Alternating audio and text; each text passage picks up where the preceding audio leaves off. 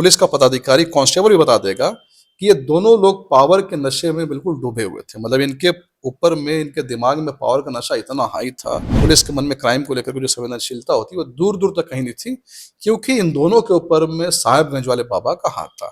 साहेबगंज वाले बाबा कौन है ये हर कोई अगेन जानता है, और जिनको उनका आशीर्वाद प्राप्त, उनको लगता है कि हमारी कुर्सी जब तक नहीं डोलेगी जब तक हमारे पास बाबा का आशीर्वाद है। जैसे आज मुख्यमंत्री जी ने एक्शन लिया, सबको किया। आप किसी भी स्टेट के चीफ मिनिस्टर को जब उठाएंगे तो आप सीएम के आसपास के एडवाइजर्स को देखेंगे, उनको एडवाइस देने वाले कौन से लोग हैं। दोस्तों, करनी सेना के जिला अध्यक्ष हिमांशु सिंह का जमशेदपुर में जिस तरीके से हत्या हुई, हत्याकांड को अंजाम दिया गया, उसके बाद सुबह झारखंड में कानून व्यवस्था पर एक सवाल खड़ा हो रहा है। हालांकि सीएम हेमंत ने बेहद तत्परता दिखाते हुए दो एसपीओ के एक साथ हटाया है, और इसके साथ ही 4 पुलिसकर्मियों को निलंबित भी किया गया। यह पहली बार ऐसा हो रहा है। बावजूद इसके भाजपा इस मुद्दे को लेकर बेहद आक्रामक है। आपने देखा होगा कि रघुवर दास की बहू भी इस मुद्दे पर लगातार बयान दे रही हैं। भानु प्रताप शाही इस मुद्दे को लेकर काफी मुखर हैं, और भाजपा के जो बाबूलाल मरांडी से लेकर दूसरे तमाम नेता इस पर बेहद आक्रामक हैं। इस वक्त हमारे साथ अजय शाह जी हैं। अजय जी, जिस तरीके से हेमंत सोरेन ने कार्रवाई की, आप लोग को तो अप्रिशिएट करना चाहिए था। पहली बार झारखंड में दो एसपी को एक साथ हटा दिया जाता है, जबकि दोनों हस्बैंड वाइफ भी रहते हैं। चलिए, आपने हमारे इस सवाल का जवाब दे दिया। आपने कहा कि पहली बार ऐसा हुआ है। ये बिल्कुल सच है कि 6 साल के कार्यकाल में अगर आप झारखंड का कार्यकाल देखेंगे हेमंत सोरेन जी का, तो लगातार जो अपराध का इजाफा, जो उसमें इजाफा हो रहा है, लगातार क्राइम्स बढ़ रहे हैं। अब सवाल ये है कि अगर क्राइम बढ़ रहे हैं तो भारतीय जनता पार्टी क्यों हेमंत सोरेन सरकार को घेर रही है, सरकार की क्यों गलती निकाल रही है। तो मैं आपको 2-3 उदाहरण दूंगा जिससे सब कुछ क्लियर हो जाएगा। पूरे के पूरे राज्य में, जैसे कि आज जमशेदपुर एसएसपी को हटा करके एडीजी मनोज कौशिक पर लगाया गया है।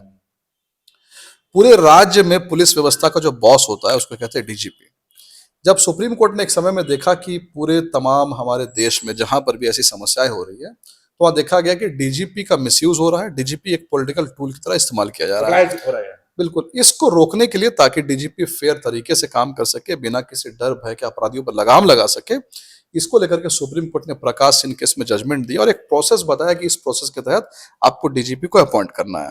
लेकिन इन तमाम प्रोसेस को बाईपास करके झारखंड में हेमंत सोरेन जी ने अनुराग गुप्ता को डीजीपी बनाया, जिसका हमने बहुत विरोध किया था कि भाई क्या नेक्सस है कि आपने अनुराग गुप्ता को डीजीपी बनाया। बाद में मालूम चला कि अनुराग गुप्ता के जो तार है वो सुजीत सिन्हा जो अंतर्राष्ट्रीय गैंगस्टर है उससे जुड़ रहे हैं, और कई तरह के गंभीर आरोप उस पर लगे। उसके बाद इन्होंने वर्तमान डीजीपी जिनको बनाया उसमें भी प्रकाश सिंह केस का वायलेशन है। तो हम साफ साफ कह रहे हैं कि सबसे पहली बात तो डीजीपी के अपॉइंटमेंट को आपने जो है सुप्रीम कोर्ट को बाईपास कर दिया। अभी भी यह मामला सुप्रीम कोर्ट में फंसा हुआ है। दूसरा, आप ऑफ द रिकॉर्ड दावे के साथ मैं कह रहा हूं, किसी पुलिस अधिकारी से आप बात करेंगे झारखंड में, छोटे से बड़ा पुलिस अधिकारी से बात करेंगे, तो आपको एक चीज जरूर बताएगा कि जब उनकी ट्रांसफर होती है, नई जगह पोस्टिंग होती है, या उनको रिवॉर्ड दिया जाता है या पनिश किया जाता है, तो उसमें एक ही पैरामीटर है, टारगेट। हर अधिकारी को यहाँ टारगेट दिया जा रहा है।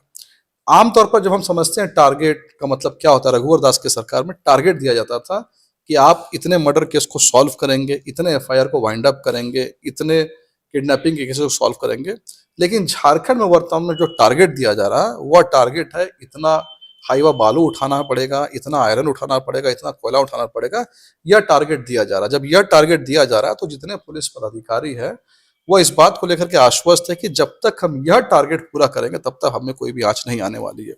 अब वर्तमान जिनकी हम बात करें, एसएसपी की बात करें जमशेदपुर में, या उनकी पत्नी की बात करें, तो यह जमशेदपुर में एक छोटा सा पुलिस का पदाधिकारी कांस्टेबल भी बता देगा कि ये दोनों लोग पावर के नशे में बिल्कुल डूबे हुए थे। मतलब इनके ऊपर में, इनके दिमाग में पावर का नशा इतना हाई था, इतने एरोगेंट ऑफिसर्स थे कि इनके अंदर में संवेदनशीलता जिसको बोलते हैं, पुलिस के मन में क्राइम को लेकर के जो संवेदनशीलता होती है वो दूर दूर तक कहीं नहीं थी, क्योंकि इन दोनों के ऊपर में साहेबगंज वाले बाबा का हाथ था।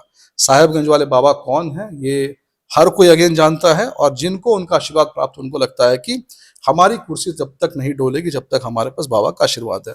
तो कहने का मतलब, आपको लगता है कि पुलिस कर्मियों की नियुक्ति में, उनके ट्रांसफर में बाबा का आशीर्वाद काम करता है? लगता नहीं है, ये कोई लगने वाली बात नहीं है, ये मैंने दावे के साथ बोल दिया इसको।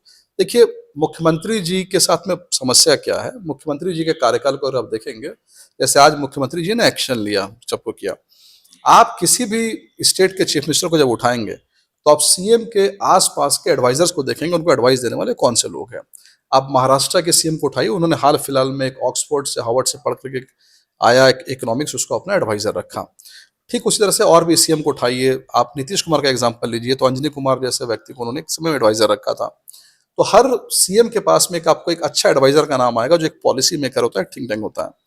लेकिन वर्तमान मुख्यमंत्री जी के आसपास जितने भी लोग हैं, जितने लोगों के आप नाम गिनेंगे, चाहे छोटा बड़ा, सबके नाम के आगे एक उपनाम लगा होता है, छोटा बड़ा इस तरह से लगा हुआ है। तो आप सबका देखेंगे तो सबका ट्रैक रिकॉर्ड यही है कि सबके सब लोग ट्रांसफर, पोस्टिंग और अवैध धंधे के मास्टर्स हैं। उनके पास कोई भी झारखंड को लेकर के पॉलिसी मेकिंग जैसी चीज कोई नहीं है। और यही वजह है कि वर्तमान में जितने भी पुलिस अधिकारी यहाँ पर काम कर रहे हैं, ये लोग रघुवर दास जी के समय में भी काम करते थे, उसके पहले भी काम करते थे, पर अब उनके साथ मजबूरी ये है कि उनको एक टारगेट फिक्स कर दिया गया। जब तक वो टारगेट होगा, तो अगर पुलिस वाले कब काम करेंगे, एकदम सीधा सा क्वेश्चन है, तब काम करेंगे जब उनको लगेगा कि अगर हमारे डिस्ट्रिक्ट में क्राइम हो रहा है और हम इसको नहीं रोकेंगे, तो हमारा कल को तबादला कर दिया जाएगा। लेकिन जब मन में ये बात बैठ जाए कि नहीं नहीं, हमारा तबादला नहीं होगा, हमारा तो टेन्योर फिक्स हो गया है, जैसे प्रेसिडेंट का, प्राइम मिनिस्टर का टेन्योर फिक्स होता है, हम 5 साल के लिए आ गए, तो वो कभी भी काम नहीं करेंगे। और बार बार लगातार हमने प्रेस कॉन्फ्रेंस किया, बाबूलाल मरांडी जी लगातार प्रेस कॉन्फ्रेंस, आदित्य साहू जी लगातार मुखर रहे, हम लोग प्रवक्ता के तौर पर लगातार मुखर रहे। फाइनली जो है जमशेदपुर में जो हुई है, उसमें मुख्यमंत्री जी देर आए दुरुस्त आए, हमारे प्रेशर ने काम किया, हमारे प्रेशर ने काम किया, भाजपा के प्रेशर ने काम किया, आम जनता के प्रेशर ने काम किया, मीडिया के प्रेशर ने काम किया। फाइनली उन्होंने हटाया है। और यहाँ पर सोचने वाली बात है कि पीयूष पांडे के साथ में उनकी पत्नी को क्यों हटाया गया। लोग इस पे बात नहीं कर रहे हैं। जमशेदपुर एसएसपी के साथ में पत्नी को हटाने का क्या लॉजिक है? वो एक ही लॉजिक है कि दोनों पैकेज में एक साथ ट्रांसफर होकर के आए थे, पैकेज में एक साथ ट्रांसफर होकर के आए, पैकेज में एक साथ उनको जो कहीं भेजा गया। तो कहने का मतलब है कि मुख्यमंत्री जी के पास अभी देश में जो भाजपा के पॉपुलर चीफ मिनिस्टर्स है, चाहे हम बात करें योगी आदित्यनाथ की, बात करें देवेंद्र फडणवीस की, बात करें या फिर अभी हाल फिलहाल में झारखंड छत्तीसगढ़ के डिप्टी सीएम विजय शर्मा जी आए थे, इन सब का नाम जुबान पे आते ही एक खौफ अपराधियों के मन में आता है कि ये लोग ऐसे अपराध के ग्राफ में यदि क्राइम ब्यूरो की रिपोर्ट देखें तो तब कौन राज आगे होता है। अपराध का एक नेशनल वाइज डाटा देखें तब तो कहीं झारखंड पीछे नजर आता है, आप कहीं स्टेट आगे नजर आते हैं। देखिए सीधी सी बात है, अगर किसी स्टेट में अपराध बहुत ज्यादा हो रहा है या किसी स्टेट में अपराध कम हो रहा है, तो अपराध होने के बाद में आदमी का, पुलिस का एक्शन क्या या सरकार का एक्शन क्या। किसी राज्य में मान लीजिए अपराध बहुत ज्यादा भी हो रहा है, झारखंड से बहुत ज्यादा हो रहा है, भाजपा शासित ही राज्य मान लीजिए, लेकिन अगर अपराध होने के बाद में पुलिस का एक्शन क्या है, वो लोगों के मन में खौफ पैदा करता है। मैं आपको 2-3 इंसिडेंट बता रहा हूँ। धुरवा से बच्चा गायब हुआ, बच्चा गायब होने के बाद में पुलिस बच्चे को खोज रही है, दावा कर रही थी खोजने का। राहुल सिंह गैंग का एक पोस्ट आता है कि जो इस बच्चे को खोज करके देगा उसको हम 2 लाख रुपए देंगे। यानी पुलिस का काम ओपनली करने का दावा कौन कर रहा है? एक गैंगस्टर कर रहा है। धनबाद में प्रिंस इन आए दिन वीडियो बना बना करके एसएसपी को लताड़ रहा है कि एसएसपी कोयला चोरी कर रहा है, बला बला चीजें कर रहा है। रांची के अंदर में अभी प्रिंस खान का एक गुर्गा था, राहुल सिंह अगेन नाम था। आपकी जानकारी के लिए, आपको याद भी होगा, उस आदमी को रांची की पुलिस ने बॉडीगार्ड प्रोवाइड कराया था। उस आदमी को रांची पुलिस ने एक लाइसेंस भी प्रोवाइड कराया। एक एक्टिविस्ट को धमकी भी दे रहा है। तो वही मैं कह रहा हूं आपसे कि हमारा ये कहना है कि लाइसेंस या बॉडीगार्ड का जो लेने का प्रोसेस है, हर किसी को मालूम है, स्पेशल ब्रांच उसमें रोल प्ले करता है, पूरी छानबीन होती है। यानी कि एक आदमी जो कि प्रिंस खान से मिल करके यहाँ पर अपराधियों के नंबर प्रोवाइड कर रहा है, उनको सबके नंबर प्रोवाइड करके शूटर्स को बुला रहा है, आपको ये तक पता नहीं कि ये प्रिंस खान के गैंग का एक अहम सदस्य है और आप उसको बॉडीगार्ड दे रहे हैं। तो इससे मालूम चलता है कि आपका जो खुफिया तंत्र पूरी तरह से कोलैप्स है। आपका इशारा इस ओर है कि झारखंड की जो पुलिसिंग है पूरी तरह कोलैप्स कर गई है। बिल्कुल, झारखंड की पुलिसिंग पूरी तरह से कोलैप्स कर गई है, क्योंकि एक ही बात मैं आपसे बार कह रहा हूं, अपराधियों के मन में कोई डर है ही नहीं। जमशेदपुर में जो घटना हुई है, वो कांस्टेबल्स को इन्होंने सस्पेंड कर दिया, कांस्टेबल या ऐसा ही जो रैंक अधिकारी, 4 को जो ये कर दिया। लेकिन जो अपराधी है, जिस अपराधी ने एक पीसीआर वैन से निकाल करके हिमांशु सिंह की हत्या की है, चापड़ से मार के जो हत्या की है, तो वो हत्या में वहां पर पीसीआर वैन जो है, वो पीसीआर वैन कौन से थाने का ये इंपॉर्टेंट नहीं है, उस पीसीआर वैन को ड्राइव कौन कर रहा था, कौन से पुलिस वाले, ये इंपॉर्टेंट नहीं है। पीसीआर वैन वर्दी, झारखंड पुलिस का लेवल, उस झारखंड पुलिस का लेवल उस खाकी वर्दी से जो अपराधी को खौफ होना चाहिए था वो अपराधी के मन में खौफ बिल्कुल खत्म हो गया। क्यों? क्योंकि अपराधियों को लग रहा है कि हम में और पुलिस वालों में कोई अंतर नहीं है, हम बिना वर्दी के अपराध कर रहे हैं, ये लोग वर्दी पहन के अपराध कर रहे हैं। एक सवाल और चाहेंगे आपसे। अनुराग गुप्ता और तदाशा मिश्रा, आप दोनों की पुलिसिंग पे सवाल खड़ा कर रहे हैं। अनुराग गुप्ता बेहद करीब थे रघुवर दास के, बावजूद उनको डीजीपी बनाया गया, उसमें आप लोग सवाल खड़ा किए। अब तदाशा मिश्रा को लाया गया है, तो तदाशा मिश्रा तो चीजों को दुरुस्त करती हुई नजर आ रही हैं, या फिर इनमें भी कमियां हैं?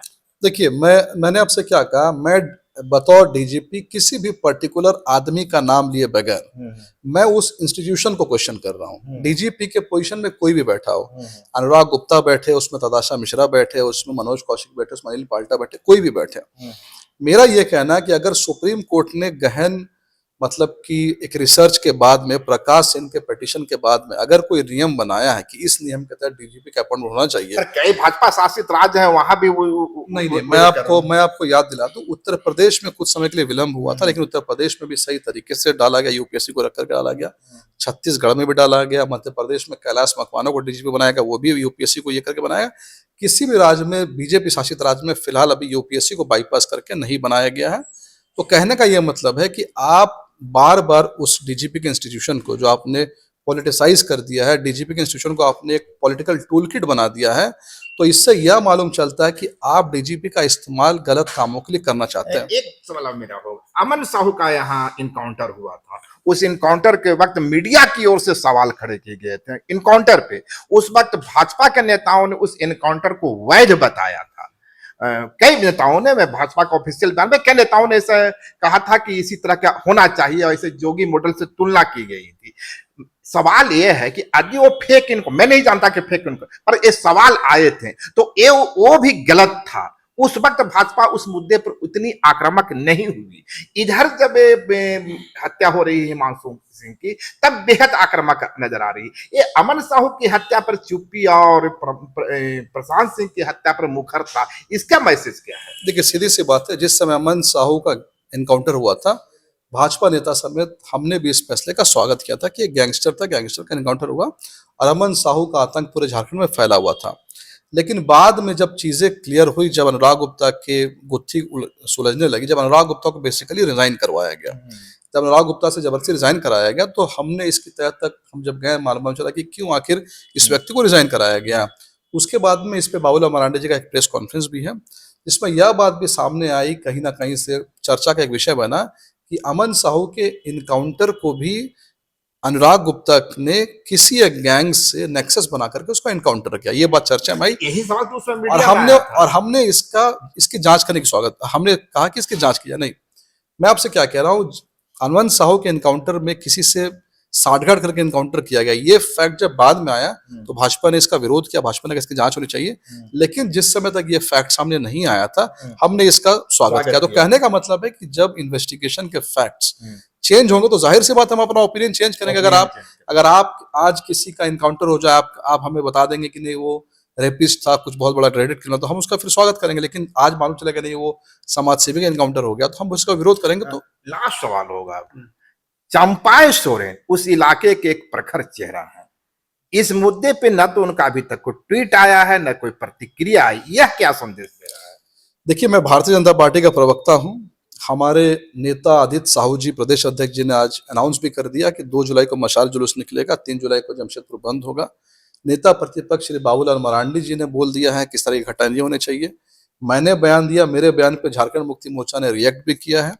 तो हमारा ऑफिशियल स्टैंड बिल्कुल क्लियर हो चुका है। चंपाई सोरेन जी बहुत सीनियर नेता है, अगर उन्होंने अभी तक नहीं ट्वीट किया है तो हो सकता है चूंकि उस जगह के हैं, शायद उनके पास और तथ्य आने बाकी हो, कुछ तथ्य का वेट कर रहे हैं, उसके बाद इस मुद्दे को उठाएंगे। लेकिन हम यकीन, अगर आज अभी तक नहीं उठाया उन्होंने, हो सकता है शाम तक या कल तक इस मुद्दे को जरूर उठाएंगे।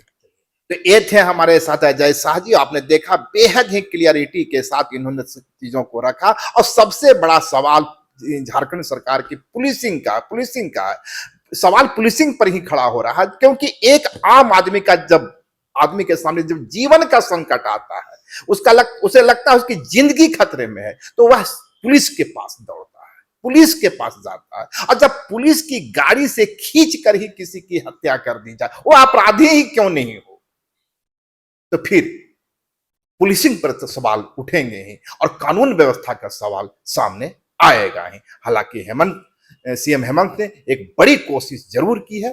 देखते हैं इस मामले में आगे क्या होता है। शुक्रिया। लाइव लगातार के वीडियो को लाइक करें, सब्सक्राइब करें और बेल आइकन को दबाना न भूलें।